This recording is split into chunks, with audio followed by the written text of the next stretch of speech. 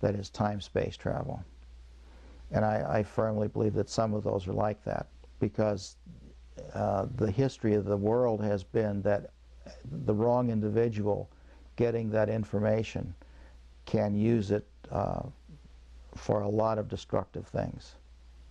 Not everyone would use it for the betterment. Almost anything you can think of can be turned around to be used as a weapon. And when you get into these kind of energy time transitions, whatever, and that's, I can't think of the best word.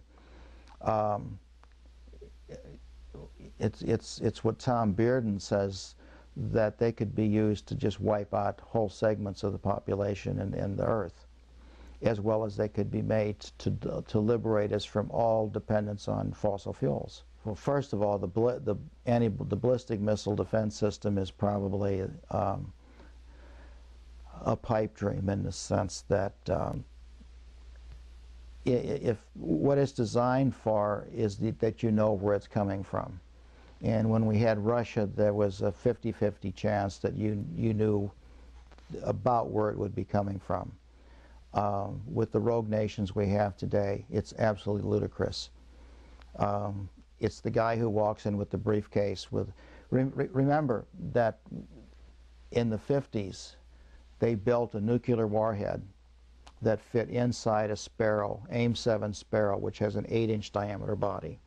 And that was a quarter-kiloton weapon. That'll fit inside any briefcase you can think of. Now, the guy may die carrying it, but he's going to die anyway, so what difference does it make?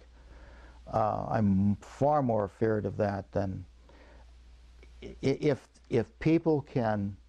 beings can travel in time-space, then anything we would put in orbit as a weapon would be like going against Genghis Khan with a firecracker.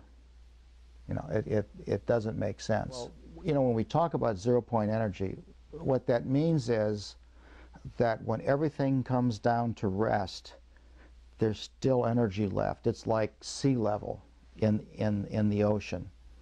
And there is a constant flow of energy between matter and antimatter as it annihilates itself and recreates itself. It occurs in stars. All of these big star factories you see now with Hubble is a continual exchange of energy. And although the average is zero, that zero may be a pretty high level above nothing at all. And what Sakharov and some of the physicists said is that it's this level that creates the background for the universe to exist. There's a group of Russians that used that tube to repeat an experiment that Tesla ran in Colorado Springs. When he ran it, he actually he tapped so much energy that the electric energy flowed back through the wire and actually destroyed the power station at Colorado Springs. And when the Russians repeated it at Moscow Aviation Institute, they blew up the 1 megawatt power station at MAI. When I got involved in space again with Sandy McDonald and we started what eventually became National Aerospace Plane, I met a group of Russians over in England at a conference, and one of them had been involved in transmitting energy from an antenna on the ground to a satellite in orbit back down to Moscow with only about 10-15% losses.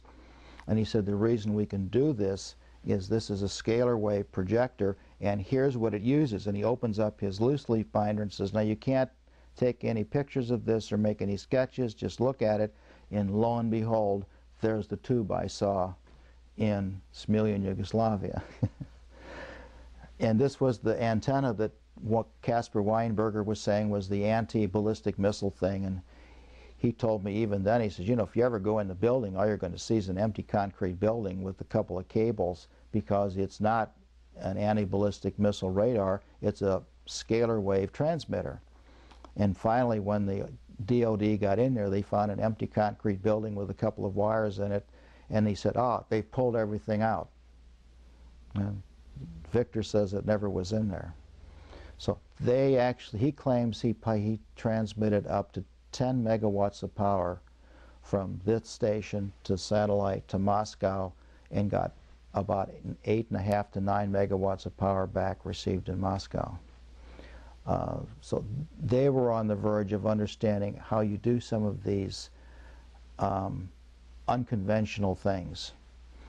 But all of that is now gone. I don't know where he is. He lost his job. His institute disappeared. So a lot of that work just collapsed in the Soviet Union. That's the same tube that Tesla says he could transmit energy to Mars, the surface of Mars, and support a human colony, or to the surface of the moon. So once you break through that, and you actually do that, then just think of the whole. Then fuel doesn't become a problem anymore in orbit. You just use one of these tubes to generate the power directly to the right antenna, and you can fly to the moon. You can fly in orbit. You can do anything you want. I think it's like a lot of things. The people that, if there are a group of people in the world that have access to it, I don't think they know how to let go of it because they're afraid who's going to get their hands on it.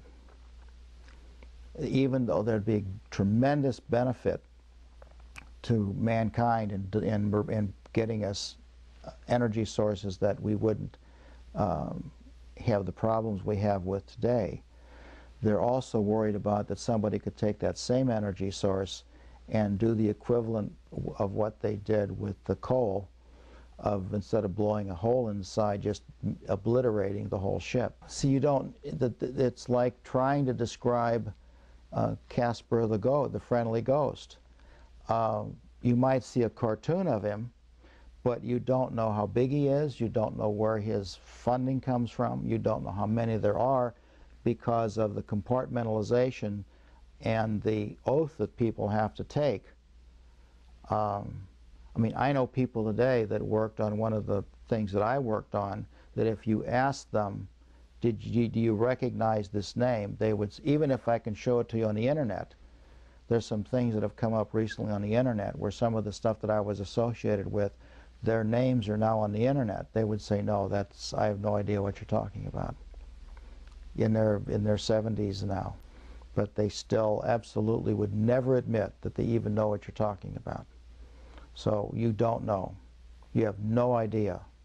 But it's probably larger than you think. And again, that there's a reason for it, and that is you don't want people who would be hostile to you to know what it is you could do to them if they really caused a major catastrophe. Because if they knew that, you wouldn't prevent them from doing it, they would just do it another way. And that's the hard thing to do this today.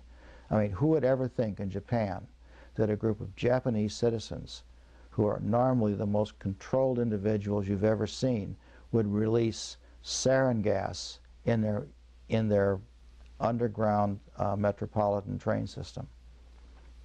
It just blew my mind that they did that.